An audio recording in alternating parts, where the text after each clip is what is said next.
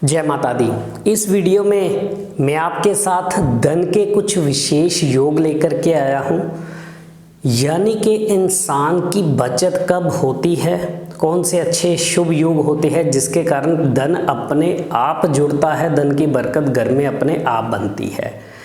और जिन लोगों के घरों में धन की बरकत नहीं बनती उनके लिए भी मैं कुछ उपाय दूंगा ताकि घर में धन की बरकत आसानी से बन सके।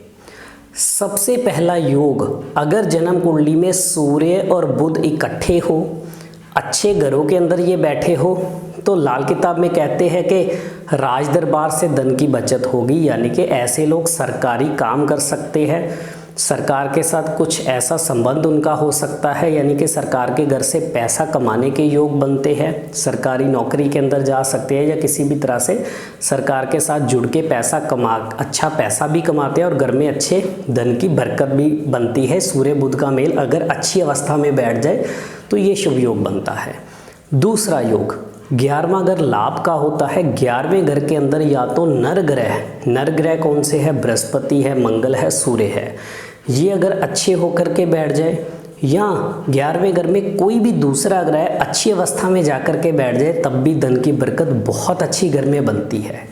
लेकिन सूर्य के लिए खास सावधानी दूंगा, सूर्य 11वें घर के अंदर अगर बैठा है तो ऐसे लोगों को शराब मांस का सेवन नहीं करना, अगर करेंगे तो धन की खराबी, नुकसान और संतान दोनों ही खराब होंगी।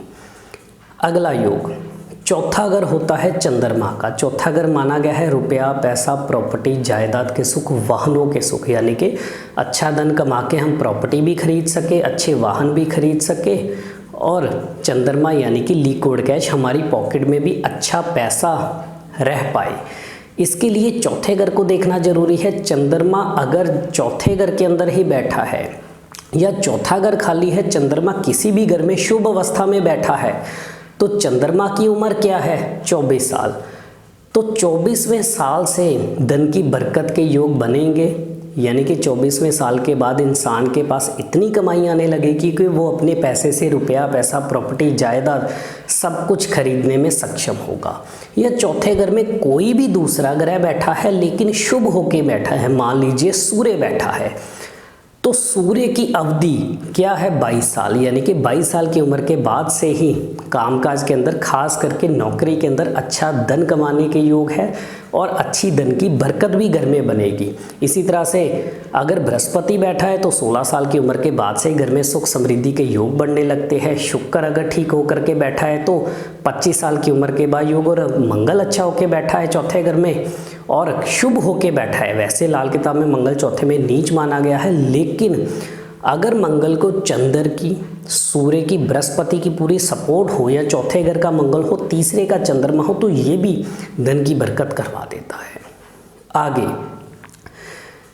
बृहस्पति और सूर्य ये दो ग्रह या तो इकट्ठे बैठे हो या अपने मित्र ग्रहों के साथ किसी भी शुभ घर में जाकर के बैठ जाए, जैसे मान लीजिए सूर्य बुध के साथ जाके बैठ जाए। इसमें मैंने आपको बताया कि नौकरी के अंदर खास करके सरकारी नौकरी में अच्छे धन के योग बनते हैं। या बृहस्पति शनि के साथ बैठ जाए, या शनि बुध के साथ जाकर के अच्छे घरों में अगर बैठे हुए हैं तो ये भी बहुत अच्छा धन और अच्छी धन की बरकत भी देने में सक्षम है। इसी तरह से एक योग अगला मैं बताऊंगा, शनि और चंद्रमा का मेल। अब तक तो हम इस युति के बारे में खराब ही पढ़ते आए हैं, लेकिन ये युति अगर बृहस्पति के साथ बैठ जाए, यानी कि शनि, गुरु और चंद्रमा अगर अच्छे घरों में बैठ जाए, या शनि और चंद्रमा बृहस्पति के घरों में खास करके दूसरे, 9वें या 12वें घर के अंदर बैठ जाए, तो ये भी धन के योग अच्छे देता है और धन की बरकत भी अच्छी देता है। लेकिन इसके अलावा बाकी घरों में या खराब घरों में, जैसे 8वां घर हो गया, या लगन के अंदर जहाँ शनि नीच का है, तो खराब घरों के अंदर चले जाए तो ये फिर धन की खराबी, नुकसान, खर्चे, पैसा फंसना, खराब होना, ये सब कुछ करवाते हैं। अगला एक बहुत अच्छा योग बताऊंगा, शुक्र और मंगल का योग। शुक्र और मंगल, शुक्र जीवन साथी भी है, तो ऐसे में इंसान अपने जीवन साथी के द्वारा धन कमाता है, यानी कि उसका जीवन साथी धन कमाने वाला होता है, जिसके कारण उसको पूरी सपोर्ट रहती है, धन की कमी नहीं आती, वो खुद भी काम करता है और उसका जीवन साथी हो सकता है उससे अच्छा काम करके अच्छा धन कमाए या उसको ससुराल की तरफ से अच्छा धन मिले, इस तरह के योग देता है। तो ये कुछ योग मैंने आपको बताए जो अच्छे धन के योग है और अच्छी घर में धन की बरकत देते हैं। अब जिन लोगों के घर में धन की बरकत नहीं रहती, खराब हालात है, वो लोग क्या कर सकते हैं, आखिर ऐसा होता क्यों है।